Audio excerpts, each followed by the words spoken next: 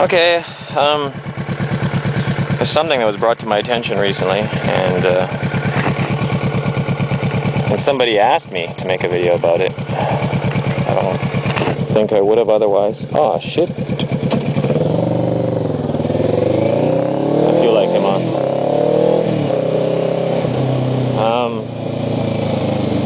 But yeah,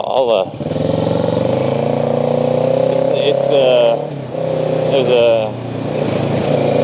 one of the livevideo.com bikers, and there's many of us. There's many bikers who record their rides on live video.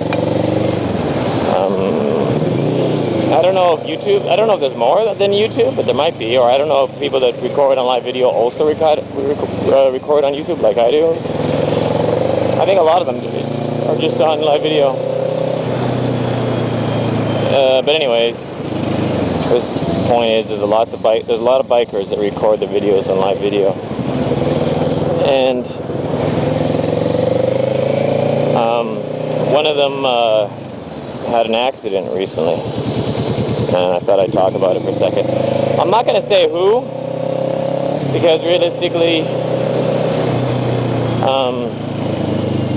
well, the thing is, his channel had an announcement about his death, and his wife put it up, and then his wife took it down. And I figure she had her reasons for taking it down, possibly because it's no one else's. You know, if you're not a close friend of the family, then it's not really your business. Or, you know, it just could be like, I don't know. I've lost someone close to me before, and you know, different people handle death in different ways. I know a guy who when his mom died, like, his girlfriend went around phoning up everybody he knew, telling them that they should come out to the bar and buy him a drink, kind of thing. And I was going to make a racist joke about him drinking, but I decided it'd be best not to. Yeah, it almost seemed to me like he was just trying to use it as an excuse to get like free beer. It was like, what the, you know, I didn't approve of that, but you know, I shouldn't judge.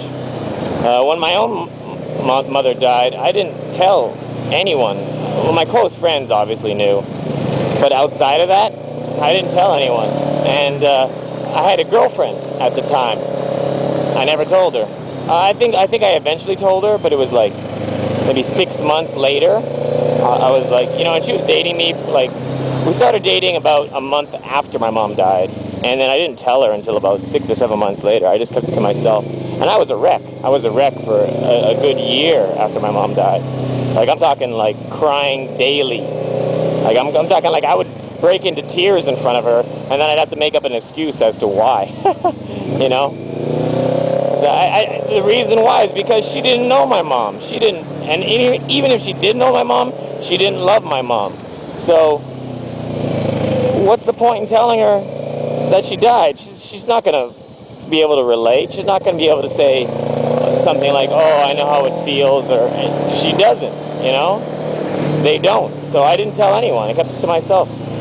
And, I don't know. That's how I did it. And maybe this guy's wife has that kind of a thinking. Maybe she's like, you know, she's a bunch of people from live video writing and giving their condolences isn't going to mean dick all to her. Maybe, you know, maybe she'd really appreciate that, but maybe she wouldn't give a shit.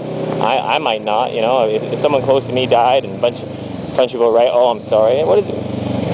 You know, it's nice and all, but it doesn't help. It doesn't help. It might not help, you know. It helps some people, helps other people, you know. Like I said, we all grieve differently. But I can understand the feeling of not wanting to hear anyone else's condolences. Because no matter how sorry they say they are, they're not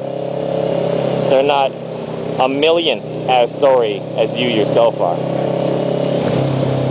So their stories seem kind of meaningless, possibly.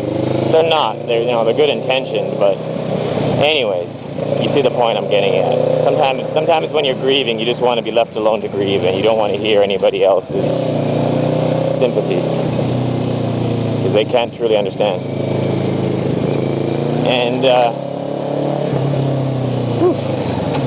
that bike is not suited for this road.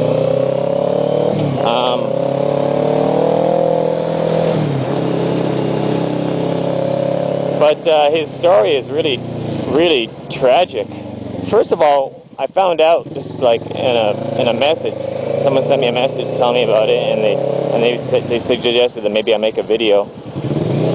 They said because it's interesting. I think the person that sent me the message doesn't even like me very much. But they said, well, since you are, the biker vlogger, as in like the first. I think even, yeah, he said that. He said you're the first and you're the biggest, and this person is also a biker vlogger. You should say a word. And yeah,